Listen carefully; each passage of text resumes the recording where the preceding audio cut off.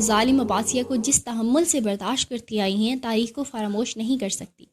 اتنا کہہ کر مغیرہ ایک سفید چادر پر سر پر ڈال کر دونوں بچوں کے ساتھ لے کر باہر نکل گئی۔ دوسری صدی ہجری ختم کے قریب ہے۔ مامون الرشید کا دربار گرم ہے۔ مامون کے پہلو میں عباس سخت نشین ہے۔ عمرا وزرا خاموش بیٹھے ہیں کہ مظلوم مغیرہ جس کا چہرہ 14 کی رات کو شرماتا تھا لیکن اب ضعیفی کے آثار نمودار ہو رہے تھے، دربار شاہی میں حاضر ہوئی اور کہا بیوہ کا مکان صرف اس لیے کہ وہ اپنی عصمت کی محافظ تھی، سلطنت عباسیہ کا مبارک ہو، لیکن مامون الرشید ایک دن اس بادشاہ کو بھی منہ دکھانا ہے جس کی سلطنت کبھی فنا نہ ہوگی۔ ایک ظالم کی تیرے پاس فریاد لائی ہوں، انصاف کر اور داد دے۔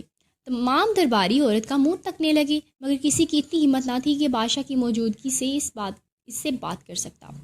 مامون الرشید نے اس عورت سے کہا اس ظالم کا نام بتا کہ وہ کون ہے۔ عورت ہنسی اور ہنس کر کہا شہزادہ عباس جو تخت شاہی پر آپ کے برابر بیٹھا ہے۔ آج مسلمان دنیا بھر کے ایوب کا مخزن ہو جائے مگر یہ مردہ قوم کبھی زندہ بھی تھی۔ مامون کا چہرہ اتنا سنتے ہی غصے سے سرخ ہو گیا۔ اس نے چوبدار کو حکم دیا کہ عباس کو اس عورت کے برابر کھڑا کر دے تاکہ مدعی اور مدعا علیہ میں کوئی امتیاز نہ رہے۔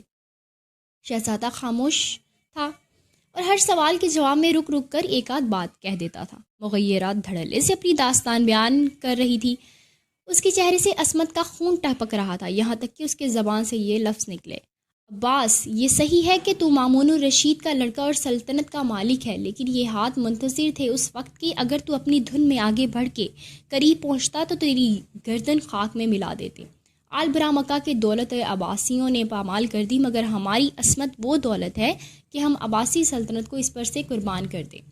وزرائے سلطنت مغیرہ کی جرت پر معتجب ہوئے اور کہا کہ یہ بیبا کے آداب شاہی کے خلاف ہے، ادب سے گفتگو کرو۔